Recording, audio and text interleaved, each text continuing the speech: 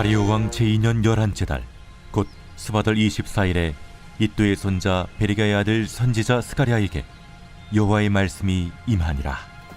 내가 밤에 보니 한 사람이 붉은 말을 타고 골짜기 속 화석류 나무 사이에 섰고, 그 뒤에는 붉은 말과 자줏빛 말과 백마가 있기로, 내가 말하되 내 주여 이들이 무엇이니까 하니, 내게 말하는 천사가 내게 이르되 이들이 무엇인지 내가 내게 보이리라. 화석류 나무 사이에 선 자가 대답하여 이르되 이는 여호와께서 땅에 두루 다니라고 보내신 자들이니라. 그들이 화석류 나무 사이에 선 여호와의 천사에게 말하되 우리가 땅에 두루 다녀보니 온 땅이 평안하고 조용하더이다 하더라.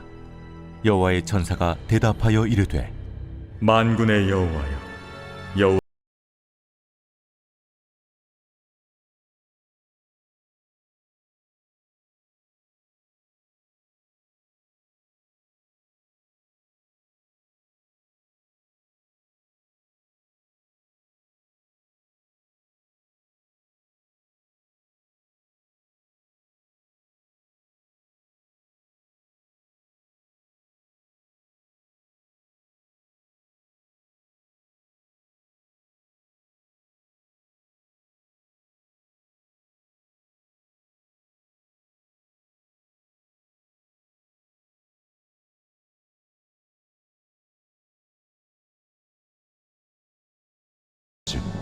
내 집이 그 가운데에 건축되리니 예루살렘 위에 먹줄이 쳐지리라.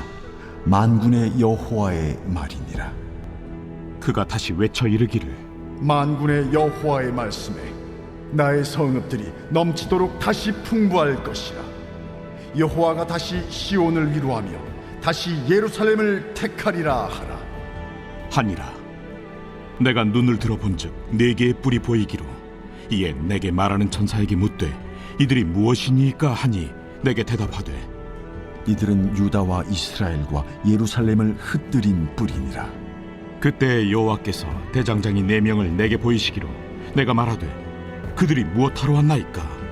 그 뿔들이 유다를 흩뜨려서 사람들이 능히 머리를 들지 못하게 하니, 이 대장장이들이 와서 그것들을 두렵게 하고 이전의 뿔들을 들어 유다 땅을 흩뜨린 여러 나라의 뿔들을 떨어뜨리려 하느니라. 위로의 말씀과 회복의 비전이라는 제목으로 말씀을 전하겠습니다.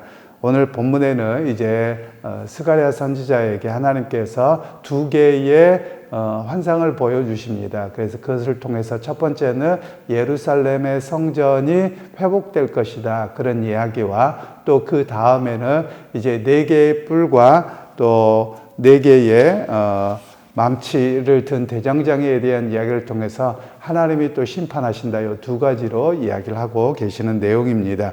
그러면서 오늘 먼저 붉은 말을 타고서 오는 사람에 대한 이야기를 8절 말씀에는 이야기를 하고 있는데요. 8절에 내가 보니 한 사람이 붉은 말을 타고 골짜기 속 화석류 나무 사이에 섰고, 그 뒤에는 붉은 말과 자줏빛 말과 백마가 있기로, 이렇게 환상을 봅니다. 그래서 이것이 무엇입니까? 라고 그 의미를 물어보았을 때 하나님께서 온 땅에 평안이 찾아올 것이다, 이런 이야기를 합니다. 그러면 이제 왜 이렇게 말 탄 사람들 군대에 대한 이야기로 하시냐면, 당시에 전쟁이나 여러 가지를 보면 말 타고서 군대가 이끌고 가고 이렇게 하지요. 그러니까 예루살렘은 이제 다 무너져서 그들이 다 바벨론 포로 끌려가 있는 상황인데, 마치 너희를 구원자가 말을 타고 와서 구원하는 것처럼 너희를 구원하고 회복할 것이다, 하나님 그런 이야기로 말씀을 하고 계시는 겁니다. 그래서 11절 말씀에는 이렇게 이야기하지요. 그들이 화석류 나무 사이에 선 여호와의 천사에게 말하되 우리가 땅에 두루 다녀보니 온 땅이 평안하고 조용하더이다 하더라. 이 말씀은 어떤 의미냐면, 온 땅을 다녀봤는데 이제 그 바벨론에서 메데 바사로 넘어갑니다. 바사라는 말은 페르시아인데요. 원래는 이 페르시아라고 하는 나라가 처음에 메데라고 하는 나라와 바사라고 하는 나라가 같이 해서 메데 바사라고 이야기를 합니다. 그런데 시간이 조금 지나면서 이 메데라고 하는 나라를 연합국이었는데 잡아먹어서 바사 왕국만 남습니다.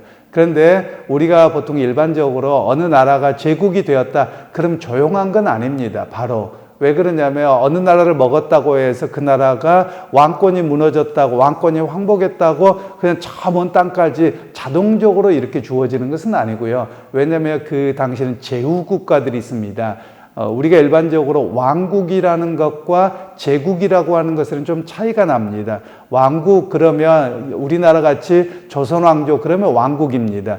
그런데 중국이라고 하는 나라는 제국이라고 하고 황제라고 합니다. 우리가 요즘에 이제 중국에 보면 무슨 성 있잖아요. 그것처럼 그 성들은 어찌 보면 왕입니다. 이 유럽 사회나 중동 지방이나 또는 이 고대 근동 지방에는 전부 다 왕들이 있고 그 나라가 따로 있는 겁니다. 그런데 그런 가운데서 제국이라는 말은 너와 내가 조공을 받고 너희는 우리의 속국이다, 이렇게 삼아졌을 때 그때를 가리켜서 제국이라고 이야기를 합니다. 그래서 이 제국의 그 어떤 지역은 총독이 있어서 직접 관할하는 지역이 있고요. 그리고 황제가 직접 관할하는 지역은 원래 자기의 민족이겠죠. 자기 나라겠죠. 그리고 어떤 곳에는 이 왕조를 무너뜨리고 총독을 보냅니다. 그러나 순종하고 온전히 복종하겠다 이런 곳에는 왕국을 그대로 둡니다. 그런데 이 황제가 바뀌었다고 해서 이 왕국들이 곧바로 이렇게 복속하는 건 아닙니다. 왜냐하면 우리가 한번 해볼까 하고 이렇게 여러 가지 갈등들, 또 자기들이 독립하고자 하는 그런 움직임들이 있었죠. 바로 그런 상황에서 오늘 성경에서는 이제 바사 왕국으로 다리오 왕 때 바뀌었는데 이미 그 이전에 바뀌었는데 이 다리오 왕 때에 다 평정이 되었다는 겁니다. 그래서 다 평정이 되었는데 이제 뒤에 말씀이 뭐라고 이야기를 하냐면 12절 말씀입니다. 여호와의 천사가 대답하여 이르되 만군의 여호와여, 여호와께서 언제까지 예루살렘과 유다 성읍들을 불쌍히 여기지 아니하시려 하나이까? 이를 노하신 지 70년이 되었나이다 하매.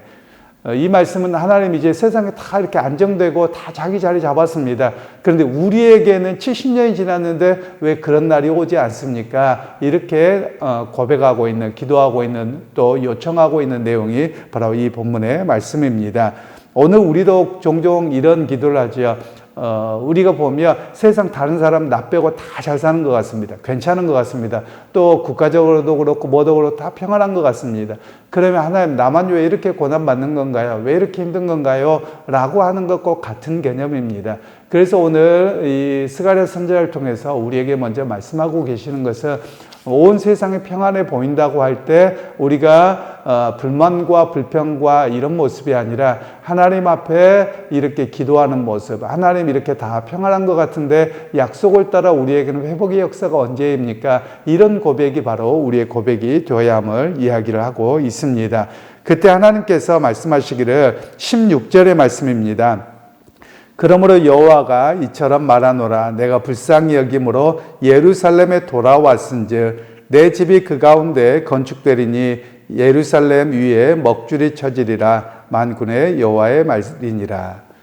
이제 유다 백성들이 이런 고백 속에서 예루살렘으로 돌아오게 된 거예요. 이 돌아오게 된 상황에서 지금 고백을 하고 있는데, 돌아오는 와서 좀 표현이 다르지요. 어떤 표현이냐면 하나님 우리가 돌아왔습니다, 뭐 이렇게 이야기를 해야 될 텐데 그렇게 하지 않고 하나님께서 내가 예루살렘으로 돌아왔은즉, 하나님이 이렇게 말씀하고 계시는 거예요. 그러니까 우리의 관점하고 다릅니다. 우리는 우리의 나라가 세워지게 하시고 우리가 돌아오게 하시고 우리가 이렇게 이야기하는데, 하나님께서는 그렇게 하시지 않고 내가 돌아왔다, 즉 내가 너희에게로 돌아왔고 내가 예루살렘으로 돌아왔다, 이렇게 말씀하고 계시는 내용들입니다. 그래서 오늘 당신의 백성에게로 하나님께서 돌아오셨다는 겁니다. 그러면 하나님께서 당신의 백성을 떠나가시며 그들이 바벨론 포로 끌려가고 고난당함입니다. 그러나 하나님께서 돌아오시며 성전의 회복, 예배의 회복이 있고 그 사람들의 삶의 회복이 있다는 사실을 우리에게 이야기합니다. 그래서 우리가 기도해야 될 내용들은 그런 겁니다. 하나님께서 우리를 떠나가지 마옵소서. 이 기도가 굉장히 중요합니다. 우리는 신앙생활에서 제가 종종 이야기합니다만 나 중심이고 우리 중심입니다. 그러다 보니 하나님의 인재하심과 하나님이 함께하심에 대한 이야기가 좀 적은 편인 것 같아요. 그래서 우리가 기도해야 될 일들은 하나님께서 함께하실 때 그 자리에 회복의 역사가 있고, 하나님께서 찾아오셨을 때 그곳에 새롭게 나라가 세워지고, 그리고 그들의 삶의 회복과 평안이 있습니다 라는 것을 우리에게 보여주고 있는 것이거든요. 그래서 우리가 기도해야 될 때도 하나님, 우리 교회 가운데 또는 우리 민족 가운데 떠나가지 마옵소서, 우리 가운데 함께 하옵소서, 이 고백이 필요합니다. 그러면 하나님께서 언제 떠나가시느냐? 하나님의 말씀이 선포되고 있음에도 불구하고 회개하지 않을 때입니다. 회개라는 말은 속으로 뉘우치는 게 아니에요. 우리가 보통 회개, 그럼 교회에서 잘못했습니다, 기도만 하고 끝나거든요. 그건 온전한 회개이지 않습니다. 물론 그것도 출발점은 될 겁니다. 삶의 변화가 일어나지 않으면 그건 회개한 게 아닙니다. 회개라는 말은 원래 가던 길을 되돌이키다라는 뜻입니다. 그러니까 이렇게 생각하고 이렇게 살아왔던 삶의 방식을 완전히 돌이켜서 그 길을 가지 않는 것을 가리켜서 회개라고 말하는 겁니다. 그러니까 오늘 우리가 해야 될 일들은 이 유다 백성들의 하나님의 심판이 무엇 때문이었는가? 제가 계속 말씀드렸지만 그들이 종교 생활을 안 했던 게 아닙니다. 제사를 안 드렸던 게 아니에요. 회개가 없었던 겁니다. 즉 우리에게도 여전히 나 중심이고 내 욕심을 채우고, 그리고 내가 이 땅에서 무언가를 채우고자 하는 그런 열망 속에서만 신앙생활을 하고 있다면 그걸 회개해야만 합니다. 저는 한국교회를 볼 때 굉장히 우려스러운 부분이 이 부분입니다. 왜냐하면 구약 성경의 이 유다 백성들의 멸망의 상황과 너무 유사한 겁니다. 왜냐하면 모든 신앙생활이 나에게 맞춰져 있습니다. 그래서 내가 잘 먹고 잘 살고, 그리고 여기에만 우리의 신앙이 맞춰져 있지, 어떻게 하나님께 예배하고 어떻게 하나님께 영광을 돌리고 하나님이 기뻐하는 삶을 살아드릴까, 여기에 관심이 없다라는 말씀입니다. 그래서 그것에 대한 수정이 있어야죠. 오늘 본문에도 보십시오. 하나님께서 너희가 돌아왔으니까 내가 너희한테 올게, 이렇게 말씀하시지 않고 내가 예루살렘에 돌아왔다, 내가 너희와 함께한다, 이 이야기를 하고 계시거든요. 그래서 우리가 이것을 잘 기억해야만 하겠습니다. 그리고 이제 18절부터 21절까지에는 두 번째 환상이 보여지는데 4개의 뿔이 나옵니다. 그래서 이 4개의 뿔에 대해서 19절 말씀에, 이에 내게 말하는 천사에게 묻되 이들이 무엇이니까니 내게 대답하되 이들은 유다와 이스라엘과 예루살렘을 흩뜨린 뿔이니라. 4개의 뿔이 나와서 예루살렘과 유다 백성들을 심판하는, 징계하는 그런 뿔이다, 이렇게 이야기를 합니다. 그래서 역사적으로 이 부분에 대한 이야기를 전통적으로는 이렇게 해석을 하고 있습니다. 보통 이 4개의 뿔을 이야기할 때는 오늘 바벨, 이제 아수르는 북이스라엘을 멸망시켰고요. 그리고 이제 이 유다를 멸망시킨 나라가 바벨론입니다. 그리고 그 다음에 나오는 나라가 바사 왕국이죠. 그리고 그 다음에 나온 제국이 헬라 제국입니다. 그리고 그 다음 나온 제국이 로마 제국입니다. 그래서 전통적으로 해석하는 것은 이 4개의 제국에 의해서 예루살렘이 계속 회파당합니다. 그래서 그 이야기를 하나님이 예언하시는 것으로 전통적으로 해석을 하고 있습니다. 실제로, 그리고 또 하나는 21절에는 대장장이들이 나와서 망치를 들고 나왔다는 겁니다. 보통 대장장이들이 망치를 들고 나왔을 때는 어떻게 하는 겁니까? 보통 풀무에 쇠를 담갔다가 쇠를 망치로 때리는 것이죠. 그것처럼 그렇게 해서 단련시키는 겁니다. 그것처럼 하나님께서 너희를 때려서 단련시키신다, 이런 의미로 하나님이 말씀하고 계시는 것이죠. 그러면 단련시킬 때 대장장이들이 풀물에 넣었다가 그리고 뜨겁게 풀무에 넣어서 달굽니다. 그리고 때립니다. 그리고 다시 물에 담굽니다. 그리고 또 불에 넣었다가 계속 이걸 반복하거든요. 이렇게 하는 이유는 2가지입니다. 하나는 불순물을 제거하는 겁니다. 그래서 순쇠만 있어서 불순물을 제거하고, 그리고 단단한 연장이 되도록 단련하는 겁니다. 이스라엘 백성, 유다 백성들에게도 하나님께서 이렇게 심판하시는 이유가 뭐냐? 단련하는 겁니다. 그리고 그들에게 불순물을 제거하는 겁니다. 개인일 수도 있고 국가적일 수도 있고, 또 개인의 어떤 신앙의 어떤 불순물들, 잘못된 것들을 떨어내도록 하시는 것이기도 하고, 또는 그 유다 공동체 전체에서 하나님에 대한 온전한 믿음이 없는, 또 오실 메시아에 대한 소망을 갖고 있지 않는 그들을 다 떨궈내는 작업이 바로 이런 작업입니다. 그래서 하나님께서 이런 내용들을 보여주셨고, 실제로 이 본문의 이야기를 통해서 예수님 오셨을 때까지를 한번 연장해서 보자면 이들 가운데 대부분이 떨거지였습니다. 왜냐하면 예수님을 주로 영접한 유다인들이 극소수였거든요. 그것을 오늘 우리에게 말씀하는 겁니다. 오늘 어찌 보면 우리의 삶에서도 마찬가지입니다.